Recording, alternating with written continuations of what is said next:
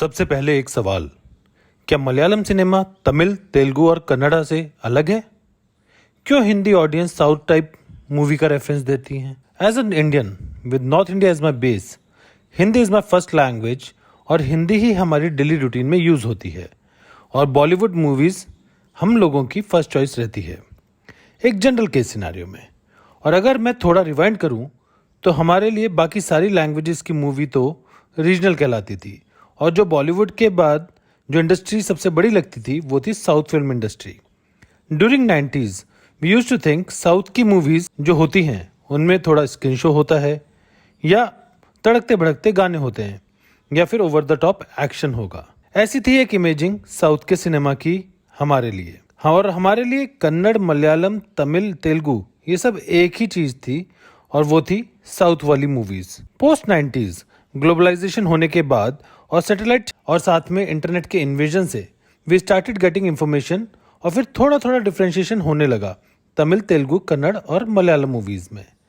But I will be very honest, इन सब चीज़ों के बावजूद भी majority of Hindi speaking audience के लिए कमल हासन और रजनीकांत दो ही स्टार्स थे साउथ सिनेमा के। इनके अलावा we had a bit knowledge about Mohanlal और Mammootty. After that Sony Max पर डब्ड मूवीज देखते देखते तेलुगु मूवीज और तमिल मूवीज के बारे में पता चलने लगा because those movies were ditto like Bollywood commercial movies. फिर जमाना आया OTT का और लॉकडाउन ने तो मूवी व्यूइंग का एक्सपीरियंस को ही बदल डाला और साउथ की मूवीज में से निकला Malayalam cinema. Just like Phata Poster Nikla Hero और इस हीरो ने जो एंट्री मारी that's like permanent residency programme in our heart with no exits. बोलने का मन कर रहा है तो बोल ही देता हूँ, आए हो मेरी जिंदगी में तुम बहार बनकर, मेरे दिल में यूं ही रहना तुम प्यार प्यार बनकर। As a new fan in the grand fan army of Malayalam cinema, I am trying my level best to increase the reach of such a masterpiece cinema to maximum of non-Malayali audience and need your support to do that. So do watch my videos and subscribe to my channel and also click the bell icon for future notifications. With your support, we'll be able to make way for more content-driven cinema. I'm watching Malayalam movies daily on an average. आप लोगों ने मुझे 100 से ज़्यादा की list recommend की हुई है. So I'm trying to cover it up as soon as possible.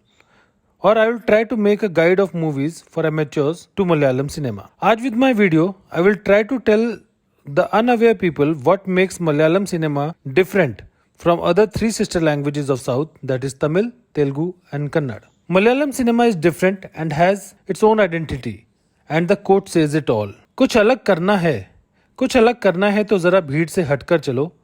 भीड़ साहस तो देती है लेकिन पहचान छीन लेती है। Malayalam cinema is here to stay and conquer and the analysis of differentiation is totally based on my observation of 3 to 4 years of movies of all languages. तो द फर्स्ट थिंग जो कि मलयालम सिनेमा को अलग पहचान देती है वो है इसका ओरिजिनल, रियलिस्टिक और मैसेजिंग बेस्ड कंटेंट जो कि मेजॉरिटी में डेली लाइफ से इंस्पायर्ड होता है। यहाँ मैचो इमेज कम और नेचुरल कैरेक्टर ज्यादा दिखाई देते हैं और सबसे बड़ी बात यह है कि बड़े बड़े सुपरस्टार्स भी एक नॉर्मल मिडिल क्लास आदमी का रोल करने से पीछे नहीं हटते हैं। अगर आप देखोगे तो ज्यादातर मूवीज में रियल लाइफ इंसिडेंट्स या रोजमर्रा की जिंदगी से इंस्पायर होती हैं, जबकि तमिल, तेलुगु और कन्नड़ सिनेमा में over the top action movies का प्रोपोर्शन काफी ज्यादा होता है।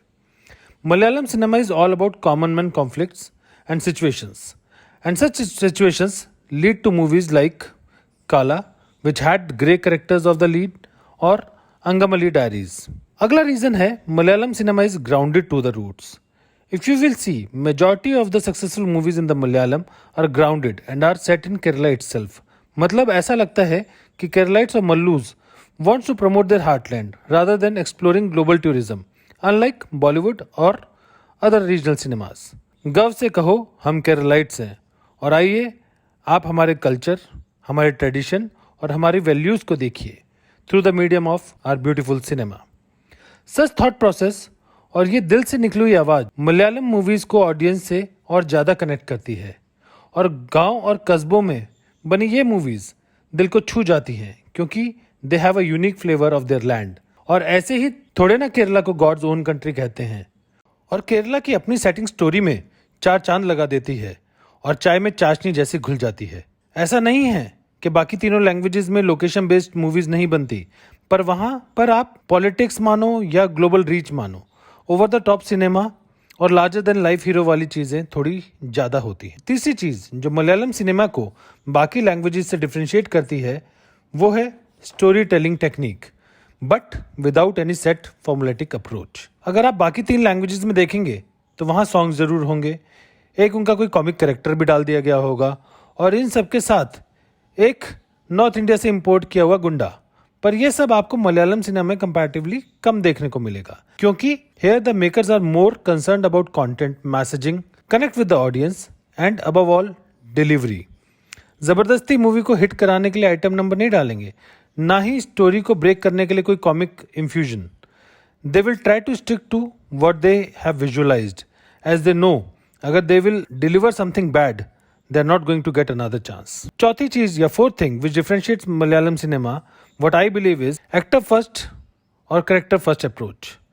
यहाँ एक्टर्स पहले और सुपरस्टार सेकंड अप्रोच पर ज्यादा फिल्में बनती हैं, which ensures that the quality of cinema remains intact और किसी भी सुपरस्टार की ईगो या स्टेचर के कारण से फिल्म की बलि ना चढ़ जाए।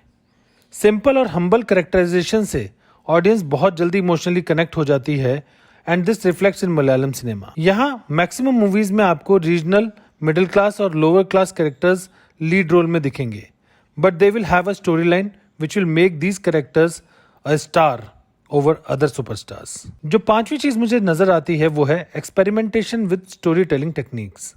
अब you take Jallikattu, traffic, Nayattu, Kaala, and for that sake movies of Fahad Fazil, Dulquer Salman or any other Malayalam movie, they experiment a lot in storytelling techniques and because of intelligent audiences they get appreciation also. तो ये सब film makers को काफी motivate करता है कुछ नया करने को। ऐसा नहीं है कि बाकी साउथ की लैंग्वेजेस में एक्सपेरिमेंटेशन नहीं होता है, पर because of commercialisation and huge pressure of revenues वो लोग थोड़ा ज्यादा कॉम्प्रोमाइज कर जाते हैं इनोवेशन करने से पहले। तो दोस्तों, आई होप मैं शायद थोड़ी सी रोशनी डाल पाया हूं और थोड़ा सा कामयाब हुआ होऊंगा मलयालम सिनेमा को डिफरेंशिएट करने में। जब कोई भी हिंदी की मूवी या हॉलीवुड मूवी या फिर कोई भी मूवी आप देख रहे होंगे जहां नो सेंस अप्रोच आपको दिखाई देती है, तो आई एम डैम श्योर वो मलयालम मूवी तो कम से कम नहीं होगी, अगर आप उसे साउथ की मूवीज को रेफर करना चाह रहे हो तो।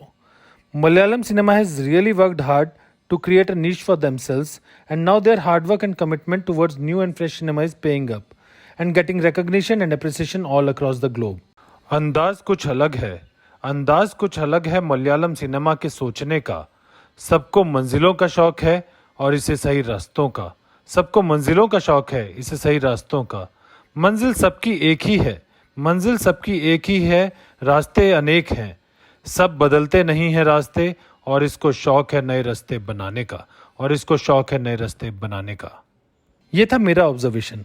आप लोग तो मेरे मेंटोर हो, तो आप लोग भी फीडबैक और कमेंट्स के बेसिस पर ही मैं अपना कंटेंट बना रहा हूं। तो आप लोग प्लीज बताइए that what differentiates Malayalam cinema from other 3 languages cinema of south India. I will dedicate a quote to Malayalam cinema. समंदर जैसी है अपनी पहचान, ऊपर से खामोश अंदर से तूफान। सो 3 चीयर्स टू मलयालम सिनेमा। और अगर आपको मेरा वीडियो पसंद आया हो तो लाइक कीजिए, शेयर कीजिए और कमेंट सेक्शन में ये भी बताइए कि और किस कंटेंट पे अब मैं काम करूं और रिसर्च करूं, so that we can grow multifolds. मिलता हूं जल्दी, तब तक आप बरसाइए अपना प्यार बेशुमार। Bye bye.